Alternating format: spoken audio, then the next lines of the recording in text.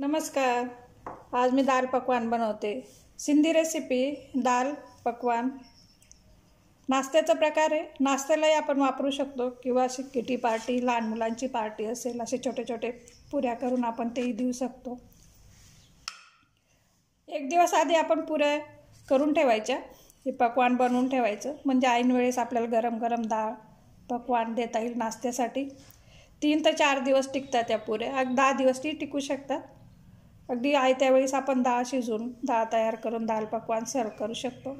त्याकरता 1 कप डाळ, चणा डाळ 2 तास पाण्यात भिजवून घेतली। मी आधी धुवून घेतली। 1.5 ते 2 तास होतात तिला भिजायला लागतात। कुकरमध्ये टाकून 2 शिट्ट्या काढून घ्यायच्या आहे। पाणी तिला पुरेसं घ्यायचं आहे, वरती पाणी येईल असं। थोडी हळद घातली मी आणि थोडं मीठ घालून घ्यायचं आहे।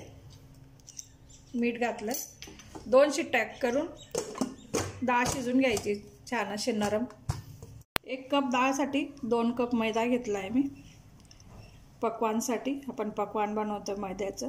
1 चमचा ओवा घेतला आहे, अर्धा चमचा जिरं घेतलं आहे, थोडं मीठ, अगदी छोटा चमचा मीठ घेतलं आहे। तूप घेते मी 1 पाऊण वाटी, अर्धी पाऊण वाटी। तेलही घेऊ शकतात तुम्ही।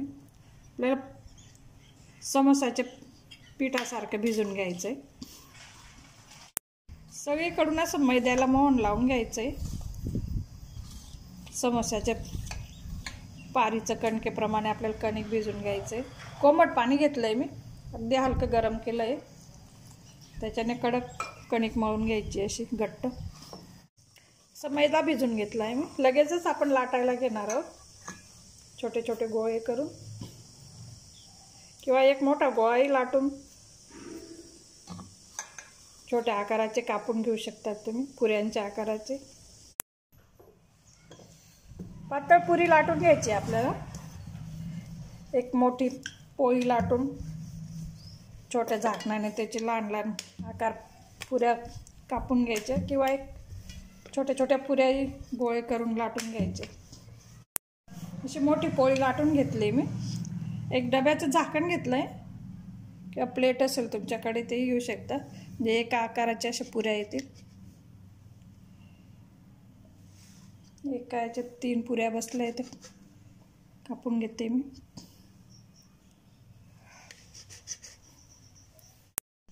पुरी आपली फुगायला नको म्हणून मी काट्या चमच्याने तिला असे होल पाडून घ्यायचे। सगळ्या पुऱ्या लाटून ठेवल्या आहे मी, म्हणजे आपल्याला एकदम तळायला बरं।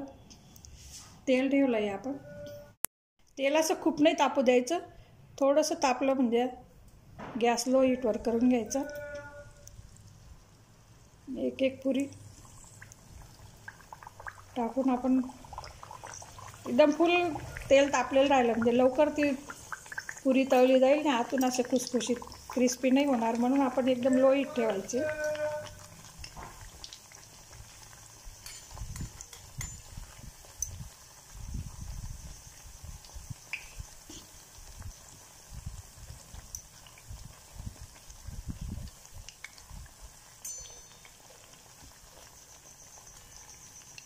मस्त ओवाचा सुगंध सुटला, जिरं ओवा तेलात तळले गेले म्हणजे त्याचा एक वेगळा सुगंध येतो।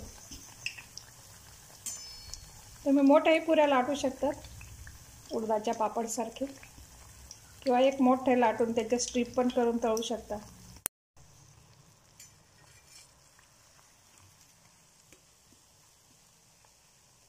सगळ्या पुऱ्या तळून घेते मी। कुकरच्याही 2 शिट्ट्या झाल्या आहे, गारू दिला कुकर मी।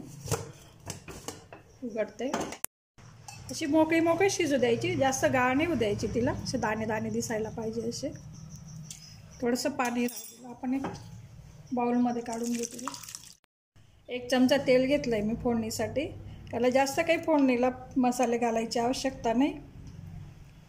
1 चमचा लाल तिखट घालते मी, थोडंसं काश्मीरी लाल मिरचीचं तिखट आहे त्याच्यात। जिरा पावडर, आमचूर पावडर,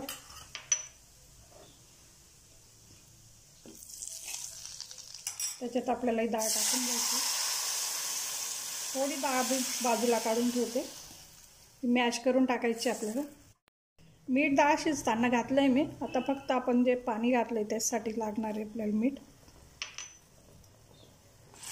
एक उकळी येऊ द्यायची. ही डाळ थोडीशी अशी आपल्याला मॅश करून घ्यायची, म्हणजे ते पाणी वेगळं आणि डाळ वेगळं नको व्हायला, तर मिळून यायला पाहिजे सगळं म्हणून.